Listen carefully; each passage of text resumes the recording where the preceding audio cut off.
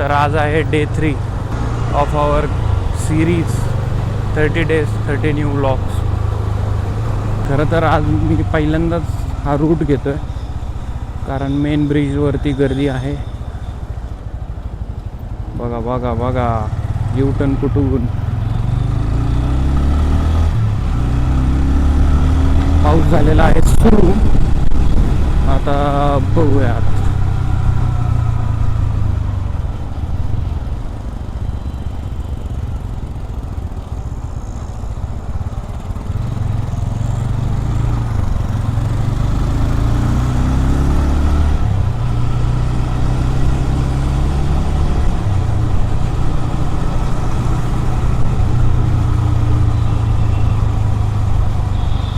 हे असे इथं ॲड लावण्यापेक्षा नाही का त्यांनी सोशल मीडियामध्ये इन्व्हेस्ट केलं पाहिजे. सोशल मीडिया मार्केटिंगमध्ये इन्व्हेस्ट केलं पाहिजे.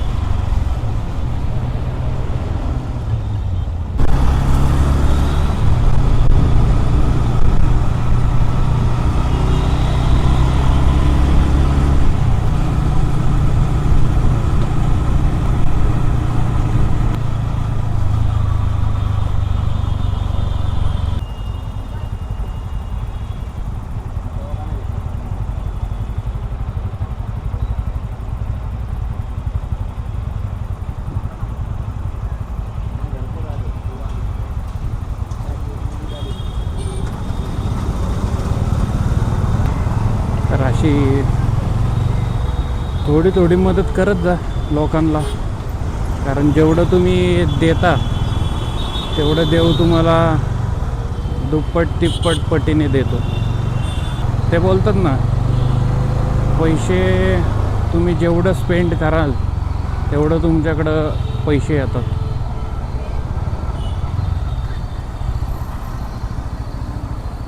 आणि ज्याला खरंच गरज आहे त्याला तर दिलेच पाहिजे.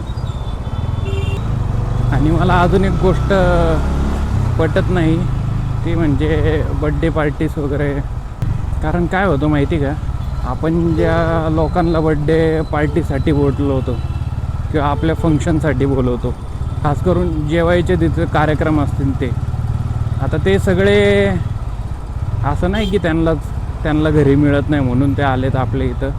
पण कसं असतं, जर त्या लोकांना देण्यापेक्षा आपण जर समजा गोरगरीब लोकांना दिलं जेवण तर त्याच्यात अजून पुण्य भेटतं.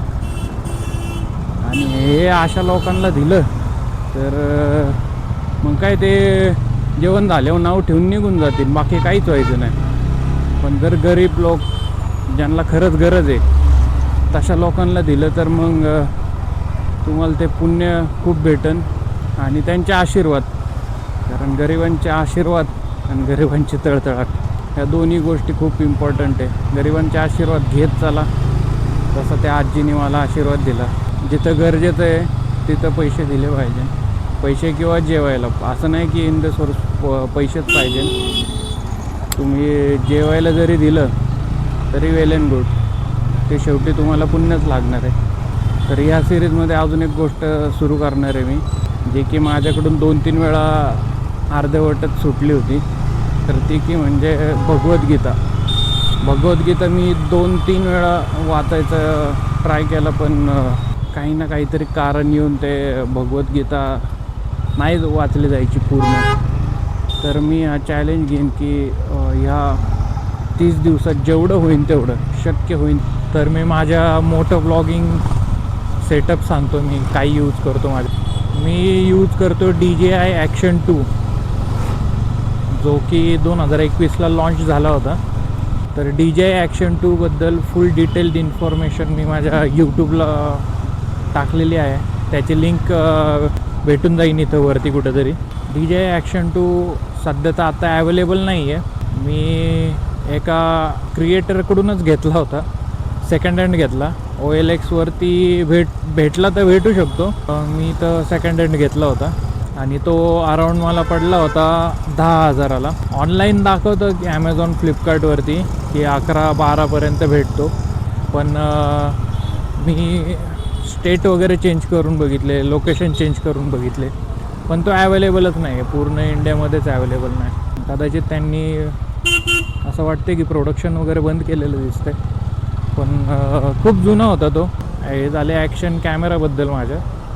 आणि एक चिन माउंट लावलं, ते अराऊंड 350 रुपयेपर्यंत येतं आणि ते फक्त तिथं अटॅच करायचं. बाकीच्या ॲक्सेसरीजमध्ये चिन माउंट लावल्यावरती होऊन जातं ते 350मध्ये. आणि माईकबद्दल बोलायचं झालं तर मी ग्रेनेरिओचा माईक यूज करतो, जे की माझ्या डिस्क्रिप्शनमध्ये असेल. जर वाटलं तर म्हणजे जर तुम्ही बिगिनर असाल तर बेस्ट यूज आहे. जर तुम्ही बिगिनर असाल तर you surely can go for it. चांगला माईक आहे, 1000 रुपयामध्ये घेतला होता मी तो.